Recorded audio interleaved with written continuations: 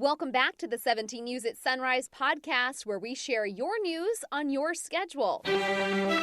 Working in the spirit of the Golden Empire, this is 17 News at Sunrise.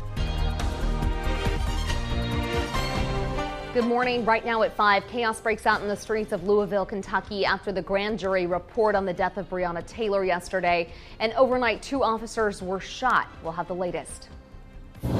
Governor Newsom signs another executive order on evictions for those financially hurt by the COVID-19 crisis, with some caveats. We'll explain.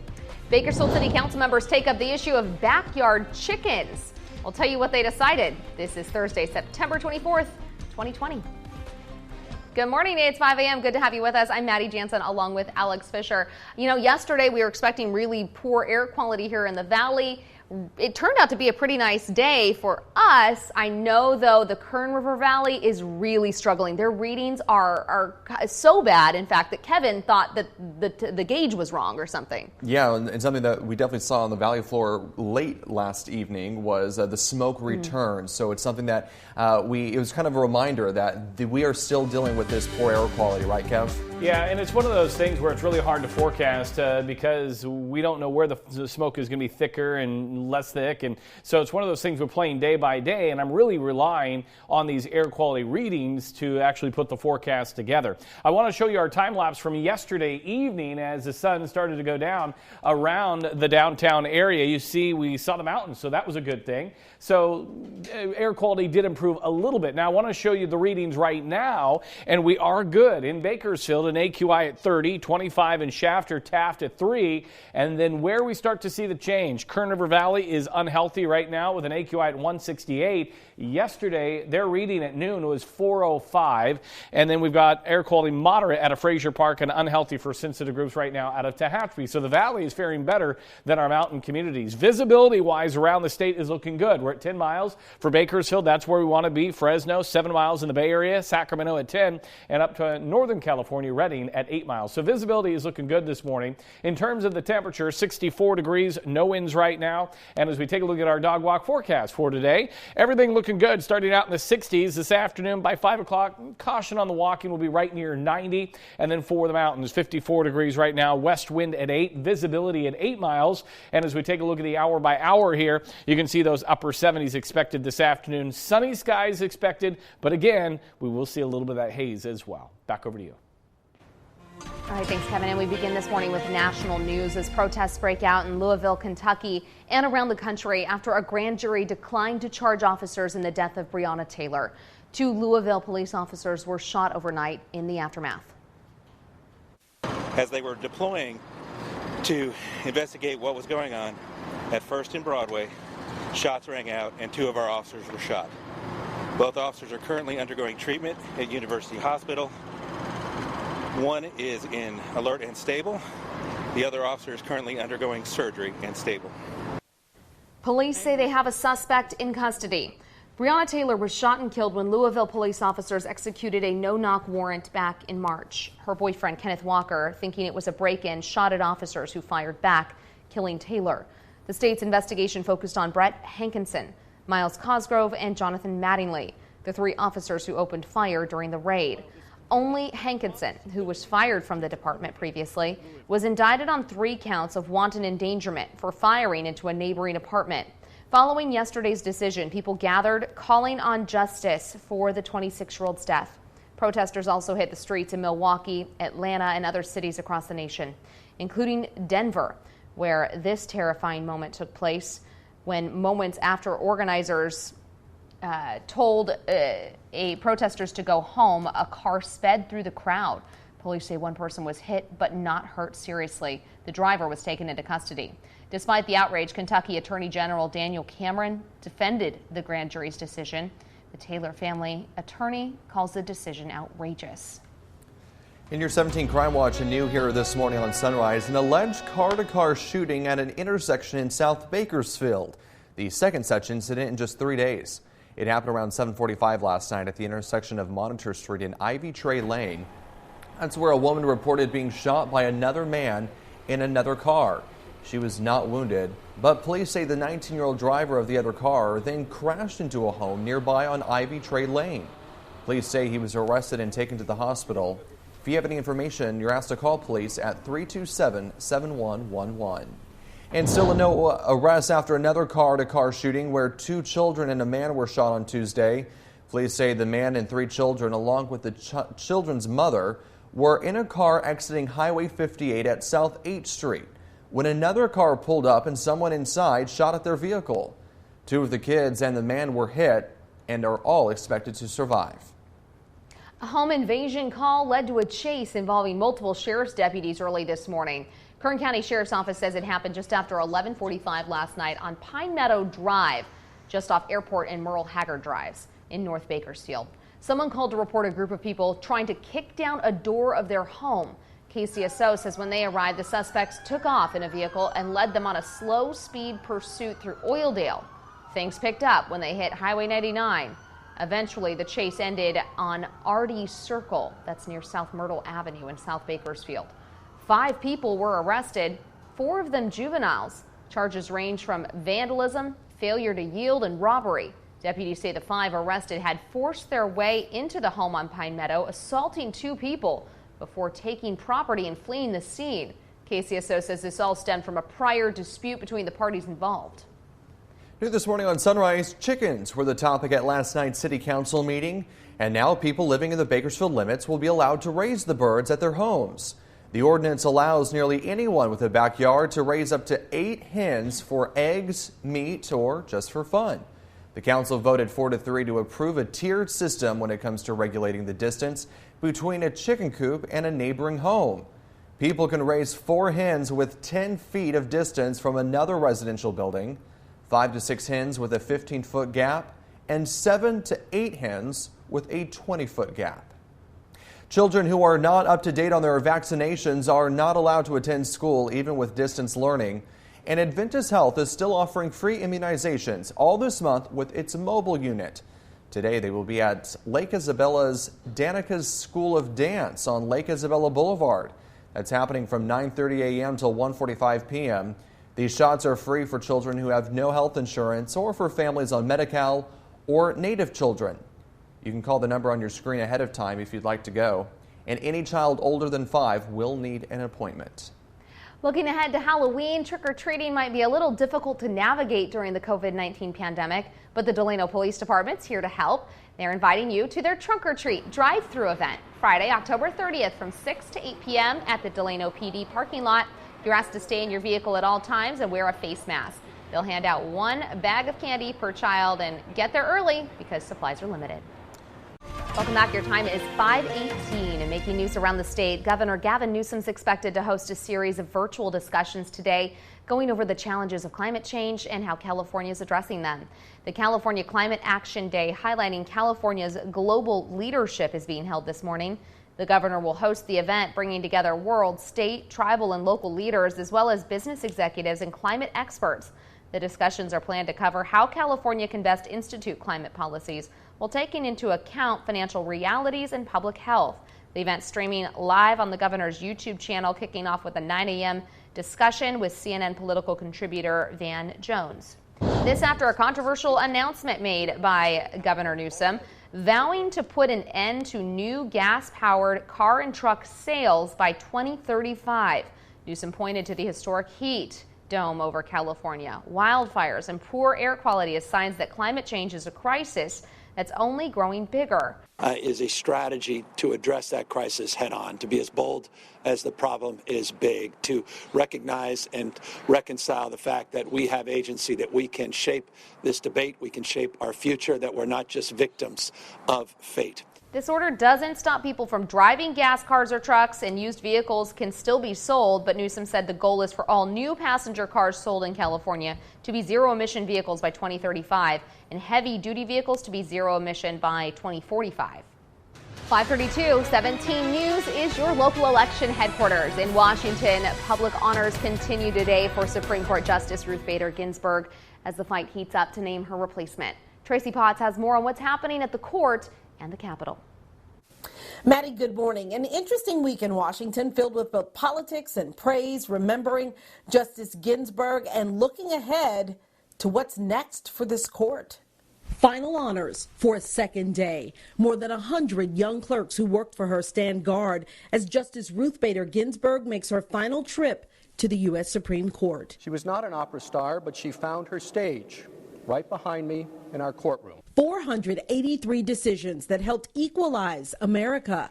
Vice President Pence, President Clinton, who nominated her, members of Congress, and the people, all coming to pay their respects. When someone like that departs, a little bit of your hope goes with it. President Trump says he'll visit today, then nominate Ginsburg's replacement Saturday. I can't imagine why a Democrat wouldn't vote for this person. Democrats say it's too soon. 6 weeks before an election in which some people have already begun to vote. Simply, my Republican friends have no ground on which to stand, none. Those vacancies are almost always filled during the election year, and I think this one will be too. Democratic presidential nominee Joe Biden predicting the impact of a lifetime Trump appointment. Women's rights as it relates to everything from medical health care is going to be gone. The death of a pioneer prompting a political showdown that could affect American life and liberty for a generation. Chief Justice John Roberts described Ginsburg as a woman whose voice was soft but strong on the court for more than 27 years. I'm Tracy Potts, 17 News. A man shot at a local hotel has died. The shooting happened just before 4 o'clock yesterday afternoon. Officers found the victim, a 21-year-old man, at the Residence Hotel courtyard on Union Avenue, just north of East Truxton Avenue. He was taken to the hospital where he died nearly 4 hours later. No arrests have been made. If you have any information on the shooting, you're asked to call police at 327-7111. Kern County is pushing to get more people tested for COVID-19 so more businesses can officially reopen. Our latest numbers show 3 more people have died and 65 new cases were announced. But Public Health Director Matt Constantine said Tuesday that hospitalizations and active cases are going down. So Kern County should have fewer restrictions on businesses and social life. But that can't change without more testing, and the county's pushing for that to happen. Part of the testing blitz includes a pop-up test site at the downtown Civic Center in Bakersfield today. The state inflates Kern's case rate because testing in Kern is below the state's average. That keeps Kern in the most restrictive tier on the state's monitoring list. But if testing goes up and Kern's case rate doesn't increase, we can move out of that tier. You can schedule a free test by calling 211 or visiting kerncounty.com. Governor Newsom also signed an executive order last night allowing local governments to halt evictions for commercial renters through March of 2021. Previously, the extension on eviction protections lasted through February 1st. Under the order, no one could be evicted due to past due rent as a direct result of COVID-19 related financial difficulties. The tenant must provide a declaration of hardship to the landlords. Tenants are still responsible for paying the unpaid amounts, but those debts cannot be the basis for an eviction. The Bakersfield City Council will no longer ask restaurants to pay for a permit to operate outdoors. When Governor Newsom shut down indoor dining operations in several counties, including Kern, local restaurants were asked to apply for special events permits to operate outside. That permit costs $86, and it allows businesses to operate on public sidewalks or even streets. Last night, the City Council decided it will no longer charge the $86 fee, and anyone who paid it can request a refund from the city's Treasury Department. Just a reminder that even though there's no Kern County Fair this year, you can still get some of your favorite fair food starting tomorrow. The fair food drive-thru will start tomorrow and run through October 4th. It starts at 11 a.m. each morning at the P Street parking lot at the Kern County Fairgrounds. You will be asked to stay in your car to pick up the food. The board said it hopes this brings a little fun for everyone until next year when we can all celebrate in person. And the 2020 fair is being postponed due to the coronavirus, and it has had a handful of popular events going virtual this year, including one that showcases the hard work of Kern County's future agricultural leaders. 17's Taylor Schaub joins us live this morning with an inside look at the first Kern County virtual livestock auction. Good morning, Taylor. Well, good morning, Alex. As you can see, I've made a couple of friends this morning. There's some 30 animals here. A bunch of them are sheep, and they are going to be a part of the first ever virtual auction. And this is being held to give so many FFA members and 4-H members a chance to showcase all the hard work they've put on all year. Whether it was raising animals or just assisting her dad out on the farm, Abigail Freeman's been around the agriculture industry since the day she was born. I've been a part of the Future Farmers America technically all 4 years of high school, but my dad was an ag teacher for my whole life, so I'd say that I've been involved pretty much for 17 years. Which makes the Foothill Seniors' final auction all the more bittersweet. It's very tough because your last year is supposed to be like the best one. You're supposed to have the most fun and make all the memories, and kind of all of that got taken away. So it's really tough. Now students like Abigail have to come to their school farms at scheduled times to ensure social distancing, losing out on that camaraderie. But her teacher, Sierra Hawksworth, says the push to hold the event virtually, despite the fair's cancellation, was crucial in helping Abigail and her friends navigate distance learning. I've had some of my students tell me, like, it's been the highlight of my day because I get out of the house and I get to see my animal and interact and take care of them. This is what keeps them going every day.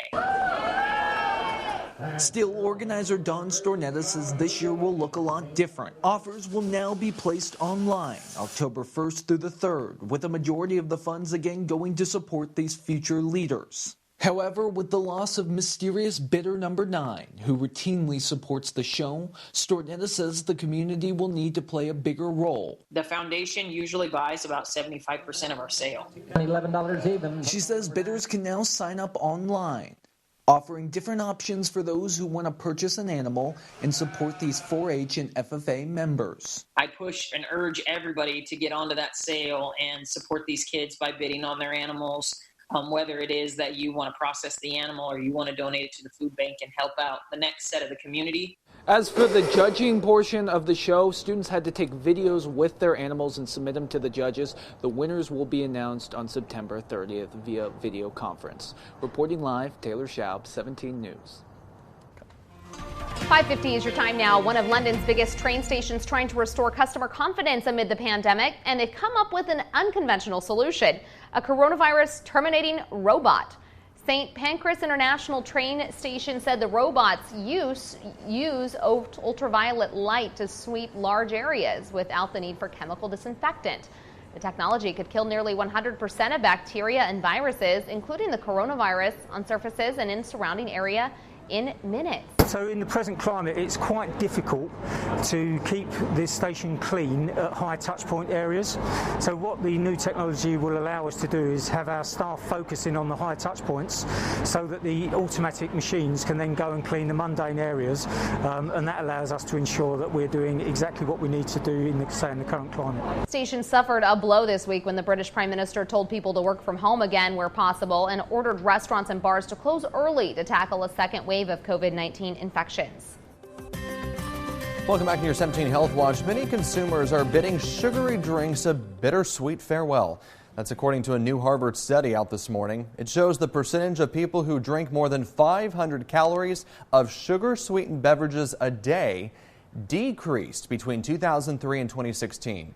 Heavy consumption among adults fell from 13% to 9%. And only 3% of children were considered heavy consumers in 2016. That's down from 11% in 2003. However, sugar-sweetened beverages are still one of the largest sources of added sugar in a person's diet. New research from Australia finds the diabetes drug Metaformin could help protect against dementia. Scientists looked at over 100 adults with type 2 diabetes, a condition that increases dementia risk. They found people taking Metaformin had significantly slower cognitive decline than those not taking the drug. In fact, Metaformin users had similar losses of cognitive function over 6 years as those without diabetes. Scientists at Georgia Tech have developed an extremely low-cost hearing aid. Right now, the average price for a pair of hearing aids is nearly $5,000. But when mass-produced, parts for the new prototype would cost only 98 cents. They are designed to be easily manufactured and repaired in poor countries.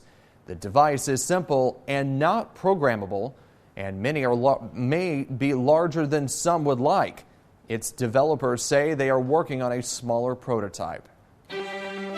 Working in the spirit of the Golden Empire, this is 17 News at Sunrise. The 17 News at Sunrise podcast is a production of KGET and Nexstar Media Group. For more on all of the headlines in today's show, head to kget.com.